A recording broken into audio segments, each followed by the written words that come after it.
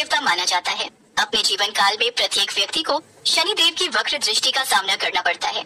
मनुष्य, देवता, दानव, ऋषि मुनि सबको इनकी वक्र दृष्टि का सामना करना पड़ता है। यहाँ तक कि भगवान शिव को भी एक बार इनकी वक्र दृष्टि का सामना करना पड़ा। पौराणिक कथा के अनुसार एक बार शनिदेव भगवान शंकर के धाम हिमालय पहुँचे। प्रणाम महादेव। आइए शनिदेव, आज कैलाश पर आना कैसे हुआ?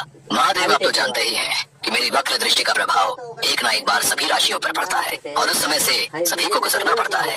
हे प्रभु, मैं आपको ये बताने आया था कि समय के चक्र के अनुसार कल मेरी वक्र दृष्टि आप पर पड़ने वाली है, अर्थात कल मैं आपकी राशि में भ्रमण करूंगा। शनिदेव की बात सुनकर भगवान शंकर जी हैरान रह गए और पूछा, हे शनिदेव, आप कितने समय तक अपनी वक्र दृष्टि मुझ पर रखेंगे? प्रभु, कल सवा प्रहर तक मेरी वक्र दृष्टि आप पर होगी। ऐसा कहकर शनिदेव भगवान भोलेनाथ को प्रणाम करके वहाँ से चले गए। अब शनिदेव की बात सुनकर महादेव सोच में पड़ गए।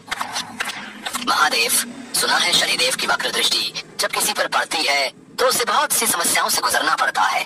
अब आप शनि की वक्र दृष्टि से कैसे बचेंगे? नंदी, शनिदेव की वक्र दृष्टि से बचने के लिए मेरे पास एक ही उपाय है कि मैं शनिदेव के सामने ना आऊं। ये कैसे संभव है प्रभु? शनिदेव तो कल दोबारा फेरा सकते हैं, इसका भी उपाय है मेरे पास।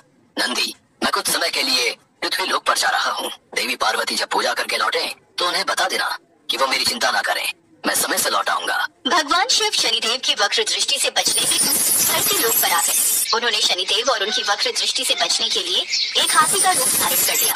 गज रूप में वे जंगल में इधर उधर घूम रहे थे। जंगल में घूमते घूमते भगवान शिव को भूख और प्यास लगने लगी। तभी उन्हें एक नदी नजर आई।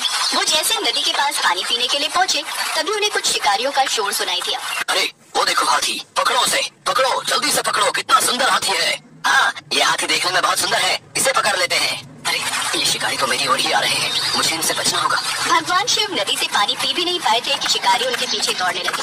वो उन्हें पकड़ना चाहते थे। भगवान शिव हाथी के रूप में दौड़ने लगे। अचानक उन्हें एक गुफा दिखाई दी। वो रही गुफा, पर मैं इस छोटी सी गुफा में इतनी देर नहीं रह सकता। हाथी गुफाओं में नहीं रह सकते, पर क्या करूं? इनसे बचने के लिए मुझे यहाँ कुछ देर ठहरना ही होगा। लगता है जंगल में कहीं और भाग गया है वो हाथी। चलो वापस चलते हैं। हाथी को वहाँ न पाकर सारे शिकारी लौट गए। भगवान शिव उस गुफा में बहुत देर छिपे रहे। भगवान शिव को हाथी के रूप में सवा प्रहर तक का समय व्यतीत करना पड़ा। शाम होने पर भगवान शंकर ने सोचा, अब दिन बीत चुका है, अब शनिदेव की वक्र दृष्टि का मुझ पर कोई असर नहीं होगा। अब मुझे कैलाश वापस लौट जाना चाहिए। ऐसा सोचकर भगवान शंकर पुनः कैलाश पर्वत लौट आए। भगवान शंकर प्रसन्न मुद्रा में जैसे ही कैलाश पर्वत पर पहुँचे तो उन्होंने शनिदेव को उनका इंतजार करते पाया। भगवान शंकर को देखकर शनिदेव ने हाथ जोड़ प्रणाम किया। प्रणाम प्रभु। अच्छा, तो आप मुझ पर अपनी वक्र दृष्टि डालने के लिए यहाँ विराजमान है, किंतु अब तो समय बीत चुका है शनिदेव। आपकी दृष्टि का मुझ पर कोई असर नहीं हुआ। देखिए, मैं तो पृथ्वी लोक से पूरा दिन व्यतीत करके वापस भी लौट आया। प्रभु, मेरी दृष्टि से न तो देव बच सकते हैं और न ही दानव। यहाँ तक कि आप भी मेरी दृष्टि से नहीं बच पाए। मेरी वक्र दृष्टि आप पर पड़ी थी। शनिदेव की बात सुनकर भगवान शिव आश्चर्यचकित रह गए। पर कब और कैसे? प्रभु, मेरी ही दृष्टि के कारण आपको सवा प्रहर के लिए देव योनि को छोड़कर पशु योनि में जाना पड़ा, भूखा प्यासा रहना पड़ा, और जो भोजन हाथी ग्रहण करते हैं वो भोजन आपको ग्रहण करना पड़ा। आपको अपनी सुरक्षा के लिए इधर उधर भागना पड़ा, गुफा में छिपना पड़ा। इस प्रकार मेरी वक्र दृष्टि आप पर पड़ी हुई थी, इसलिए आपके साथ ये सब हुआ। हे शनिदेव, ये तो आप उचित कह रहे हैं। परेशानी तो मुझे हुई थी, पर संकट से बचकर भागना भी तो कायरता है ना। हमें तो सदैव संकट का सामना करना चाहिए, और साहस से यदि कठिनाइयों का सामना किया जाए तो कठिनाइयाँ अपने आप जीवन से गायब हो जाती हैं। यदि हम कठिनाइयों से डरते रहें तो कभी भी हम जीवन में अपने लक्ष्य को नहीं पा सकते। अति उत्तम शनिदेव, जय हो प्रभु। शनिदेव की न्यायप्रियता देखकर भगवान शंकर प्रसन्न हो गए और उन्होंने शनिदेव को अपने हृदय से लगा लिया।